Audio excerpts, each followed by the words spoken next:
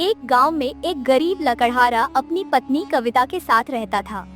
उसके घर में अक्सर खाने की कमी होती थी, जिस कारण उसे गांव के ही धनवान सेठ से उधार लेना पड़ता था। ऐसा कब तक चलेगा जी? 2 दिन हो गए जी, पेट भरे भोजन खाए, केवल पानी पीकर कब तक गुजारा होगा?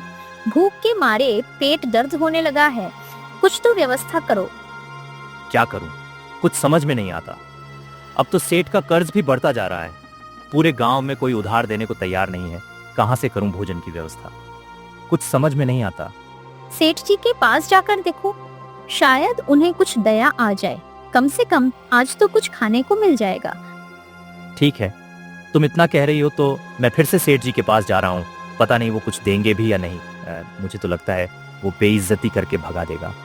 लकड़हारा और उसकी पत्नी आपस में बात कर ही रहे थे कि तभी उनके दरवाजे पर एक बूढ़ा आदमी आवाज देता है। बेटा, कुछ खाने को दे दो, ईश्वर तुम्हारा भला करेगा। अरे यहाँ तो खुद को कुछ खाने को नहीं है, ऐसे में तुम्हें कहाँ से दें?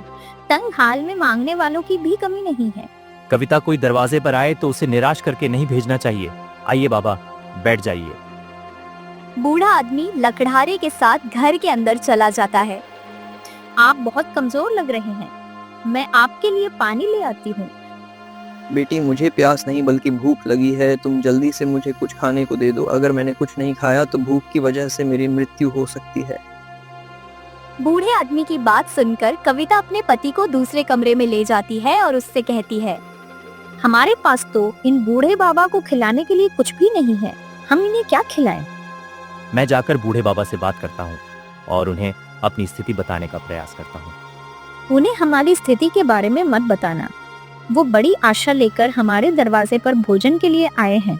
तुम जाकर उनसे बात करो, मैं पड़ोस से कुछ खाने को लेकर आती हूँ। कविता पड़ोस में जाती है और अपनी पड़ोसन से कुछ खाने के लिए मांगने लगती है, लेकिन उसकी पड़ोसन काफी दुष्ट होती है। बहन, हमारे घर एक भूखा बूढ़ा बाबा आए हैं, इसलिए मैं तुमसे 2 रोटियां मांगने आई हूँ। जब देखो तब मुंह उठाकर खाना मांगने आ जाती हो, शर्म नहीं आती? जाकर कुछ काम कर लो, या फिर भीख मांगने की आदत पड़ गई है। खुद के खाने के लिए 2 दाने नहीं है और पूरे जगत को खिलाने चली हो। चलो जाओ यहाँ से। बहन, ये मेरी सोने की अंगूठी रख लो, लेकिन बदले में बूढ़े बाबा के लिए 2 रोटी दे दो। तुम्हारा बहुत बड़ा एहसान हो जाएगा। अंगूठी की चमक देखकर पड़ोसन की आंखें चौंक जाती हैं। वह जानती थी कि कविता के पास यह अंतिम धन है, लेकिन फिर भी वह उससे ले लेती है। ठीक है, ये अंगूठी मुझे दे दो, बदले में मैं तुम्हें भोजन दे देती हूँ। कविता अपनी सोने की अंगूठी पड़ोसन को दे देती है और बदले में बूढ़े बाबा के लिए भोजन लेकर आती है। बूढ़ा बाबा बहुत अच्छे से भोजन करता है। उसके बाद कविता से कहता है, अरे कविता, तुम्हारी सोने की अंगूठी कहाँ चली गई? अभी तो तुमने पहनी थी, कहीं गिर गई क्या? नहीं बाबा, मेरी अंगूठी गिरी नहीं है। मैंने आपके लिए भोजन लाने के बदले अपने पड़ोसन को दे दी है, क्योंकि वो मुझे रोटियां देने को तैयार नहीं थी। इस कारण मुझे ऐसा करना पड़ा। बूढ़ा व्यक्ति जब यह बात सुनता है तो वह बहुत भावुक हो जाता है। वह सोचता है, सचमुच ये दोनों कितने ईमानदार हैं। ऐसा भला इंसान इस दुनिया में शायद कोई और हो। तुम दोनों की ईमानदारी देखकर मैं बहुत अधिक प्रसन्न हूँ। मेरे भोजन के बदले तुमने अपनी अंगूठी भी दान में दे दी। तुमने मेरे ऊपर जो उपकार किया है, इसका एहसान मैं कभी नहीं भूलूंगा। इतना कहकर बूढ़ा आदमी अपनी झोली से एक कुल्हाड़ी निकालता है और लकड़हारे को दे देता है। ये कुल्हाड़ी तुम्हारी गरीबी दूर करने में तुम्हारी सहायता करेगी। ये कुल्हाड़ी कोई साधारण कुल्हाड़ी नहीं है, ये एक चमत्कारी कुल्हाड़ी है। कविता और लकड़हारे को समझ नहीं आता कि भला कुल्हाड़ी कैसे गरीबी दूर कर सकती है। इससे तो केवल लकड़ी ही काट सकते हैं, लेकिन वे फिर भी बूढ़े आदमी का धन्यवाद करके उसे विदा कर देते हैं।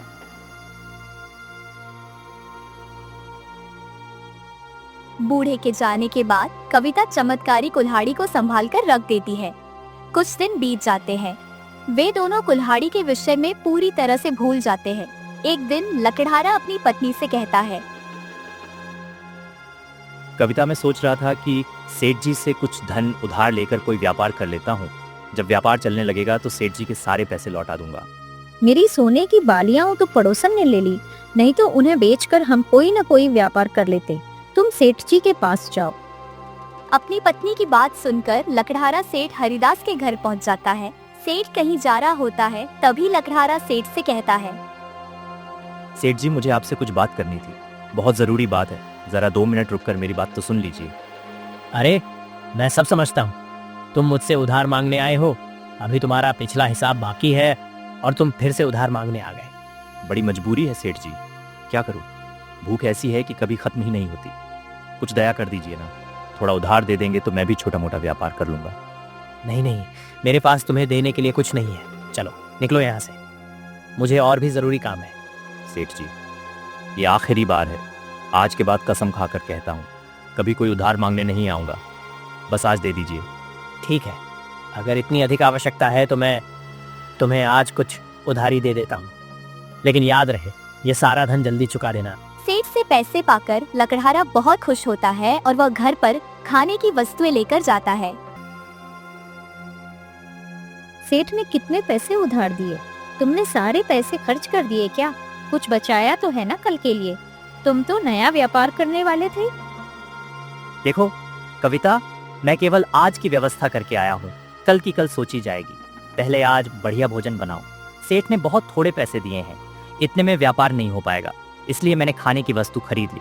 कविता और लकड़हारा दोनों खुशी खुशी भोजन करते हैं। अगली सुबह जब लकड़हारा बाहर जाने की तैयारी में होता है, तभी दरवाजे पर खटखट की आवाज होती है। अरे कहाँ छुपा है मूर्ख, जब तुझे उधार के पैसे लेने होते हैं तब तो मेरे पास आ जाता है, लेकिन जब उसे चुकाने की बारी आती है तो जाकर छुप जाता है। अरे ये तो सेठ धनीचंद की है, ये फिर से कर्ज मांगने आ गया। अरे क्या करूं, कुछ समझ में नहीं आता। तुम यहीं बैठो, मैं जाकर देखती हूँ। मैं सेठ से कह दूंगी कि तुम घर पर नहीं हो, वो बाद में आए। मैं कोई न कोई बहाना बना दूंगी। कविता सेठ के पास जाती है और उसे कह देती है कि उसका पति घर पर नहीं है। सेठ गुस्से में वहाँ से चला जाता है। सेठ के जाने के बाद लकड़हारा गुस्से में अपनी पत्नी से पूछता है, क्या हुआ कविता, सेठ वापस चला गया? उसने तुम्हें तो कुछ कहा तो नहीं? आज तो मैंने उसे वापस भेज दिया है, लेकिन उसने धमकी दी है कि वो फिर से आएगा और अपने सारे पैसे वापस लेकर जाएगा। मैं एक काम करता हूँ, जंगल से कुछ लकड़ियाँ काट लेता हूँ, कम से कम आज तो कुछ खाने को मिल जाएगा। रही बात सेठ की, तो कुछ ना कुछ इंतजाम हो जाएगा। लकड़हारे ने अपनी कुल्हाड़ी उठाई और जंगल की तरफ निकलने ही वाला था कि सेठ उसके सामने आ धमकता है। तुम्हें उधार ना चुकाना पड़े, इसलिए तुम मुझसे छुप छुप कर भाग रहे थे, लेकिन देखो मैंने तुम्हें पकड़ लिया। नहीं सेठ जी, ऐसी बात नहीं है, मैं तो बस जंगल में लकड़ी काटने जा रहा था। लकड़ी काटकर जो भी पैसे बनते मैं उन्हें आपको दे देता। फिर से झूठ बोलता है, अब मुझे तुझ पर विश्वास नहीं है। एक काम करो, अपनी कुल्हाड़ी मुझे दे दो। नहीं सेठ जी, इस कुल्हाड़ी से मैं लकड़ी काटता हूँ, अगर इसे आप लेकर चले गए तो मेरे लिए और मुश्किल हो जाएगी। मैं कुछ नहीं जानता, चुपचाप ये कुल्हाड़ी मुझे दे दो। सेठ लकड़हारे से उसकी कुल्हाड़ी ले लेता है और वहाँ से चला जाता है। लकड़हारा बहुत दुखी होता है। थोड़ी ही देर में बारिश होने लगी, जिसे देखकर उसे और घबराहट होने लगी। अरे मेरी तो किस्मत ही खराब है, जो भी काम करने जाता हूँ वो काम खराब हो जाता है। सोचा था जंगल जाकर सूखी लकड़ियाँ काट लूंगा, कम से कम कुछ खाने को मिलेगा, लेकिन यहाँ भी बारिश शुरू हो गई और सेठ मेरा कुल्हाड़ी भी लेकर चला गया। इस रोज रोज की तंगी से मैं परेशान हो गया हूँ, अब और नहीं सहा जाता। इतना सोचकर लकड़हारा अपनी आत्महत्या करने को होता है कि तभी एक चिड़िया उसके पास आ जाती है। अरे यह तुम क्या कर रही हो? तुम्हें शर्म नहीं आती? इतने हट्टे कट्टे मनुष्य होकर इस प्रकार नदी में कूदकर जान देने जा रही हो? क्यों कायरों की तरह काहे कर रही हो? ऐसी कौन सी मुसीबत है जो तुम्हारे इस नदी में कूदने के बाद समाप्त हो जाएगी? पिछले 2 दिनों से भूखा हूँ, और तो और सेठ रोज मेरे घर आकर मुझसे पैसे मांगता है। अरे कहाँ से मैं उसका उधार चुकाऊं और कैसे अपने परिवार को भोजन खिलाऊं, तुम ही बताओ। यदि मैं मर गया तो निश्चित ही सारी मुसीबतें समाप्त हो जाएंगी। नहीं, तुम्हारी जान देने से मुसीबत खत्म नहीं होगी, बल्कि और भी ज्यादा बढ़ जाएगी। तुम्हें अपने ऊपर विश्वास करना चाहिए। जरा सोचो, तुम्हें कुछ हो गया तो तुम्हारे परिवार का क्या होगा? वे तो तुम्हारे भरोसे बैठे हुए हैं ना। अपने भाग्य पर भरोसा रखो, तुम्हारे साथ कुछ ना कुछ अच्छा अवश्य होगा। इतना कहकर चिड़िया वहाँ से चली जाती है। उसकी बातें सुनकर लकड़हारे को हिम्मत मिलती है। वह सोचता है। सचमुच मनुष्य से ज्यादा होशियार तो ये चिड़िया है। चिड़िया की बात मानते हुए वह जंगल में सूखी लकड़ी ढूंढने के लिए निकल पड़ता है। थोड़ी दूर आगे चलने पर उसे सूखी लकड़ियों का गट्ठर दिखाई देता है। ये क्या, किसी ने पहले से लकड़ी काटकर और इसका गट्ठर भी बना दिया है। चिड़िया ने ठीक कहा था, मुझे हिम्मत नहीं हारनी चाहिए। लकड़हारा लकड़ी का गट्ठर उठाता है, तभी उसकी नजर पास पड़ी पोटली पर पड़ती है। वह समझ जाता है कि पोटली में जरूर बहुत सारा धन होगा। लगता है ये पोटली कोई गलती से यहाँ छोड़ गया होगा। मुझे पता लगाना चाहिए कि आखिर यहाँ पर कौन आया था। लकड़हारा लकड़ी के गट्ठर और पोटली दोनों को उठा लेता है। वह आगे की ओर बढ़ने लगता है, तभी उसे रास्ते में एक साधु दिखाई देते हैं। प्रणाम साधु बाबा, कृपया मेरी मदद कीजिए। मैं बहुत असमंजस में फंस गया हूँ, समझ में नहीं आता क्या करूँ। बताओ बेटा, क्या समस्या है? मैं अभी तुम्हारी समस्या का समाधान कर देता हूँ। देखने से तो तुम लकड़हारे लगते हो और इतना बड़ा लकड़ी का गट्ठर ले जा रहे हो। तुम्हें क्या दिक्कत है बच्चा? साधु महात्मा, मुझे जंगल में लकड़ी का ये बंधा हुआ गट्ठर मिला है और इसके साथ साथ मुझे ये पोटली भी मिली है। मैं ये पोटली इसके मालिक को वापस करना चाहता हूँ। ये तो बहुत ईमानदारी की बात है बेटा। तुम पाया हुआ धन भी लौटाना चाहते हो। अवश्य ही तुम्हारे पास पहले से बहुत सारा धन होगा, तभी तुम्हें इसकी आवश्यकता नहीं है। सच बताऊं साधु बाबा, इस समय मुझे अगर कोई मुसीबत से बाहर निकाल सकता है तो यह पोटली का धन है। मुझ पर बहुत कर्ज है बाबा। हर दिन मेरे घर के सामने लोग दिया हुआ उधार मांगने आ जाते हैं। इतनी समस्याओं के बाद भी तुमने अपनी ईमानदारी का त्याग नहीं किया है बेटा। निश्चित ही तुम्हारे साथ बहुत भला होगा। तुम बिल्कुल चिंता मत करो। इस पोटली के धन को लेकर आगे जाओ, तुम्हें रास्ता स्वयं मिल जाएगा। पोटली के धन के साथ जंगल में आगे बढ़ता हूं, तभी उसे एक साधारण सी झोपड़ी दिखाई देती है। जंगल के बीचों बीच में झोपड़ी बनाकर यहाँ पर कौन रहता है? क्या इन्हें जंगली जानवरों का खतरा नहीं होता? कहीं ये पोटली इन्हीं की तो नहीं? लेकिन अगर ये इतने धनवान होते तो ये झोपड़ी में क्यों रहते? अब तो सारी बातें तभी समझ में आएंगी जब मैं झोपड़ी के अंदर जाकर देखूंगा। लकड़हारा झोपड़ी के अंदर जाता है और वहाँ का दृश्य देखकर वह आश्चर्यचकित हो जाता है। वह देखता है कि रानी बिस्तर पर लेटी हुई है और राजा उनके पास खड़े हैं। देवराज को कुछ समझ नहीं आता।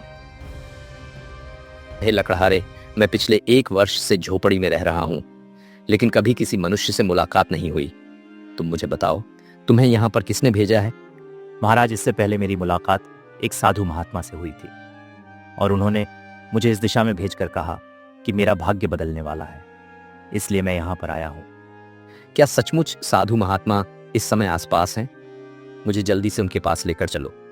अब वही मेरी समस्या का समाधान करेंगे। लकड़हारा महाराज को लेकर साधु के पास जाता है।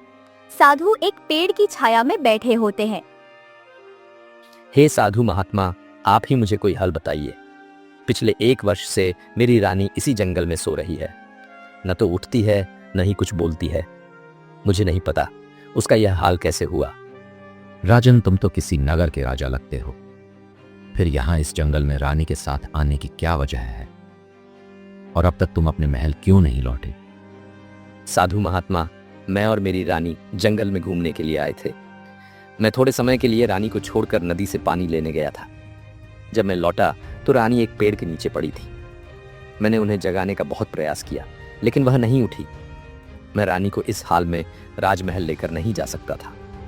आप ही बताइए महात्मा, मुझ पर इतनी बड़ी विपत्ति क्यों आई है? यह तो आपके कर्मों का फल है राजन। आपके किए हुए कर्म ही आपके सामने विपत्ति बनकर खड़े हैं। मैं आपको बताता हूं कि आपके साथ ऐसा क्यों हुआ। एक दिन तेरे दरबार में एक बूढ़ी महिला आई थी। महाराज, मैंने अपना पूरा जीवन इसी नगर में बिताया है और आपके पूर्वजों की सेवा की है। अब मैं आपकी सेवा करना चाहती हूँ। मेरे परिवार में कोई नहीं है, कृपया मुझे अपनी सेवा का अवसर दीजिए। ए बुढ़िया, भला इस आयु में तुम मेरी सेवा क्या करोगी? तुम्हें तो स्वयं सेवा की आवश्यकता है। मेरे महल में स्वस्थ और सुंदर नौकर रखे जाते हैं। तुम्हारे जैसे कमजोर और बूढ़े लोगों के लिए मेरे पास कोई स्थान नहीं है। महाराज, ये अवस्था तो सबकी होती है। एक दिन आप भी मेरी तरह बूढ़े और कमजोर हो जाएंगे और किसी पर निर्भर होंगे। सैनिकों, इस बूढ़ी स्त्री ने राजा का अपमान किया है। इसे राजमहल से दूर लेकर जाओ। मैं इसका चेहरा नहीं देखना चाहता। राजा सैनिकों से कहकर बूढ़ी स्त्री को वहाँ से बाहर फेंकवा देता है। सबको अपने कर्मों का फल मिलता है। राजा, देख लेना, एक दिन तुम्हें मेरी मदद की आवश्यकता जरूर पड़ेगी। राजन, आपने उस साधारण बुढ़िया का अपमान किया। इस कारण आप इतनी बड़ी समस्या में फंस चुके हैं। साधु महात्मा, मुझे अपनी भूल को सुधारने का एक मौका दीजिए। मुझे बताइए, मैं रानी को कैसे ठीक कर सकता हूँ? राजन, ये साधारण और ईमानदार लकड़हारा आपकी मदद करेगा, और जब आप उस बुढ़िया को ढूंढकर उससे सहायता प्राप्त करेंगे तभी महारानी ठीक होंगी। इस जंगल में चंदन का एक पेड़ है जिसकी पत्तियां केवल और केवल कोई ईमानदार लकड़हारा ही प्राप्त कर सकता है। मैंने पहले ही इस लकड़हारे की ईमानदारी की परीक्षा ली है जब उसने पोटली के असली मालिक को ढूंढने का प्रयास किया। तभी मैं समझ गया कि यह बहुत ईमानदार है। अब यही आपको उस चंदन के पेड़ से पत्ते दिलाएगा। फिर आप उस बुढ़िया को ढूंढकर उससे औषधि तैयार करवाइए, तब जाकर रानी ठीक होंगी। साधु महात्मा, आप जैसा कहते हैं मैं वैसा ही करूंगा। और तुम लकड़हारे, क्या तुम मेरी सहायता करोगे? महारानी को ठीक करने में मुझे तुम्हारी आवश्यकता है। महाराज, मुसीबत में पड़े व्यक्ति की सहायता करना मेरा कर्तव्य है। साधु महात्मा की आज्ञा है तो निश्चित ही मैं आपकी सहायता करूंगा। लकड़हारा और राजा दोनों मिलकर जंगल में चंदन की लकड़ी ढूंढते हैं। काफी समय प्रयास करने के बाद उन्हें एक चंदन का पेड़ दिखाई देता है। लगता है हमें इसी चंदन पेड़ की तलाश है। लकड़हारा चंदन के पेड़ के पास जाता है और उससे प्रार्थना करता है। तभी चंदन के पेड़ से 2 पत्तियां गिर जाती हैं। लकड़हारा उन पत्तियों को उठाकर राजा को देता है। महाराज, ये लीजिए चंदन के पेड़ की पत्तियां। अब इसकी सहायता से रानी जल्द ही स्वस्थ हो जाएगी। अब हमें उस बूढ़ी स्त्री को ढूंढना है जिसका मैंने अपमान किया था। अगर वह पत्तियों से औषधि बनाने के लिए तैयार हो जाएगी तभी महारानी स्वस्थ हो पाएंगी। दोनों बूढ़ी औरत की तलाश में निकल पड़ते हैं। कुछ देर तलाश करने के बाद उन्हें बूढ़ी औरत मिल जाती है। राजा उस बूढ़ी औरत से कहता है, मुझे क्षमा कर दो। मैंने तुम्हारा अपमान किया था, किंतु आज यह राजा तुम्हारे सामने हाथ जोड़कर खड़ा है। चंदन की इन पत्तियों से औषधि तैयार करो ताकि महारानी ठीक हो सके। महाराज, तुम्हें अपनी भूल का एहसास हो चुका है। इससे अच्छी कोई बात नहीं। लाओ, ये पत्तियां मुझे दे दो। बूढ़ी स्त्री पत्तियों से एक औषधि तैयार करती है। राजा बूढ़ी स्त्री और लकड़हारे के साथ उसी झोपड़ी में पहुंचते हैं जहां पर रानी सो रही होती है। बूढ़ी स्त्री औषधि को रानी को पिलाती है। औषधि को पीते ही महारानी बिल्कुल स्वस्थ हो जाती है। महाराज, हम यहाँ इस झोपड़ी में कैसे आए? आप तो नदी से जल लेने गए थे। ये लोग कौन हैं? महारानी, आप पिछले 6 महीने से बेहोश हो। मैं पानी लेने गया था। जब वापस लौटा तो देखा कि आप एक पेड़ के नीचे बेहोश पड़ी हो। आखिर आपके साथ क्या हुआ था? महाराज, मैंने एक बहुत भारी भूल की थी। बस उसी भूल का दंड मुझे मिला। रानी राजा को बताती है कि किस तरह से वह बेहोश हुई थी। महाराज, मुझे बहुत तेज प्यास लग रही है। कहीं से थोड़ा सा पानी ले आइए। आप इस पेड़ की छाया में बैठ जाइए। मैं अभी आपके लिए पानी लेकर आता हूँ।